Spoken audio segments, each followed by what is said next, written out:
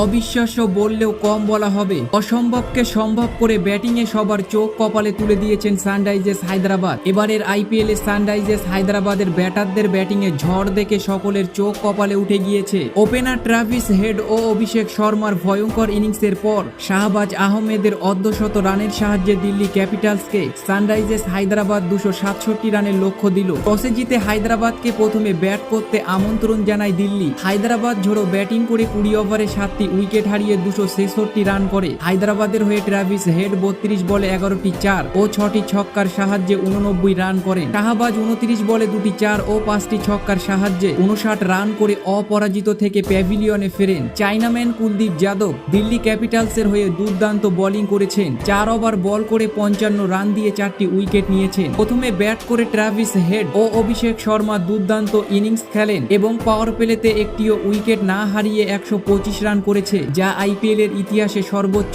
Score. এর আগে পাওয়ার প্লেতে সর্বোচ্চ স্কোর ছিল কেকেআর এর নামে। তারা 2017 সালে আরসিবির বিপক্ষে 105 রান করেছিল। হেড এবং অভিষেক শর্মা প্রতিটি বোলারকে লক্ষ্য করেছিলেন। হেড 16 বলে তার অর্ধশত রান পূরণ করেন, যা এই মরশুমে দ্রুততম 50। পাওয়ার প্লেতে হেড এবং অভিষেক শর্মার ব্যাটিং দেখে মনে হচ্ছিল হায়দ্রাবাদ আবারও তাদের রেকর্ড ভেঙে আইপিএল এর সর্বোচ্চ স্কোর করবে, কিন্তু পাওয়ার প্লের পরই অভিষেক শর্মাকে আউট করে এই জুটি ভেঙে দেন কুলদীপ যাদব। তবে তার সত্ত্বেও শেষ পর্যন্ত পাহাড় সমান রান করলো হায়দ্রাবাদ। এই পাহাড় সমান রান তারা করতে নেমে দিল্লি কিছুটা চাপে পড়ে যায়। এদিন ডেভিড ওয়ার্নার 3 বলে 1 রান করে আউট হয়ে যায়। ইম্প্যাক্ট খেলোয়াড় হিসেবে নামা পৃথ্বীশ্বর 5 বলে 16 রান করে আউট হয়ে গিয়েছিল। এদিন দিল্লির হয়ে অসাধারণ ব্যাট করেছিল জ্যাক। 18 বলে 7টি 6 ও 5টি 4 মেরে 65 রান করে। অভিষেক পোরেল 22 বলে 42 রান করে যান তিনি। একটা সময় মনে হচ্ছিল দিল্লি ক্যাপিটালস হয়তো ম্যাচটি জিতে যাবে। এই ম্যাচে ঋষভ পান্থ একাই লড়াই করে গিয়েছিল। 35 বলে 54 রান করেন তিনি। তার সঙ্গে সঙ্গ দেওয়ার মতো একটিও ব্যাটসম্যান টিকে ছিল না। একদিক থেকে পরস্পর উইকেট হারাতে থাকে দিল্লি ক্যাপিটালস।